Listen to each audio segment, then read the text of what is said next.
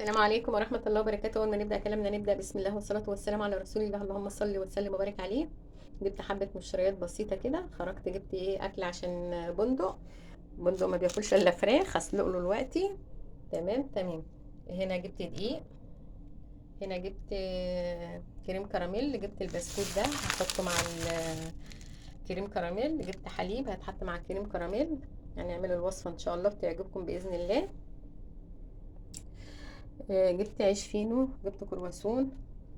خليكي بقى شاطره لما يتبقى معاكي بقى يتبقى فلوس فكه كده، هو لما بنروح الماركت نجيب حاجات بيقول لك في باقي مثلا. تمام. بقول له هات كبريت، عشان الكبريت على طول احنا بنحتاجه. الولاعات على طول بتبوظ، فده احسن من الولاعات. تمام. وهنا جبنا الطلبات، وخرجت مخصوص الوقت والله عشان اجيب اكل بندق، لان بندق ده روح ومسؤوله مني امام الله. تمام. وطالما انا عهدت نفسي قدام ربنا ان انا مش هقصر في حقه في اي يوم، فلازم اخد بالي منه واراعيه في اكله وفي شربه، ما خلوش جعان، براعيه في العلاج بتاعه كمان، لانه هو زينا برضو.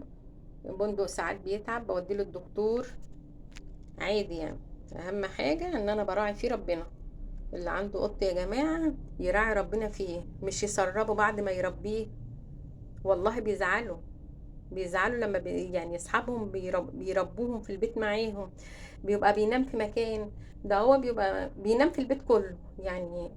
بندق او اي قط بتربيه في البيت بيبقى هو كأنه بيته، وهو بيته فعلا بيته فعلا، والله هو بيته يا جماعة.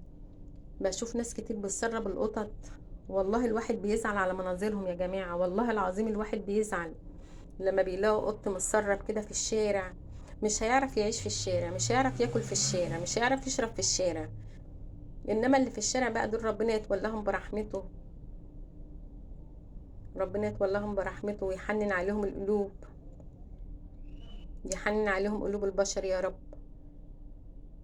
انما اللي في البيت ده خلاص هو اتعود ان اللي بيتحط له الاكل، واتعود بيتحط له الميه، اتعود بينام في مكان، اتعود كل حاجه، اتعود على اللعب مع اللي في البيت. يعني بيحس زينا، والله بيحسوا زينا يا جماعة. بشوف قطط متسربة في الشوارع ملهاش حل، والله العظيم انا مش عارفة يعني اللي بيربي قط ده بيهون عليه يمشيه من البيت ازاي، والله العظيم انا بستغرب.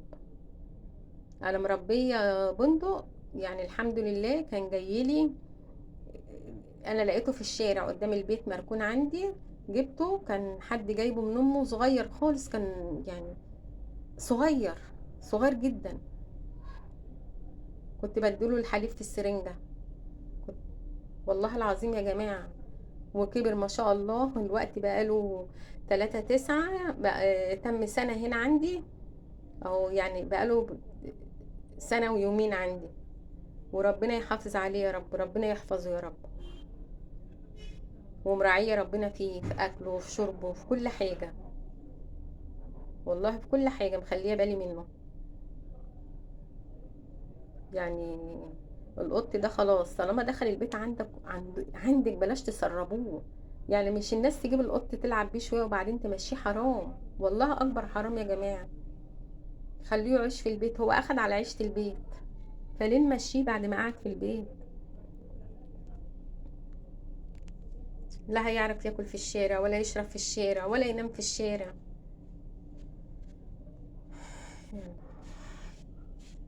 ودي الطلبات بتاعتنا يا جماعه، واترككم في رعايه الله وامنه، والسلام عليكم ورحمه الله وبركاته.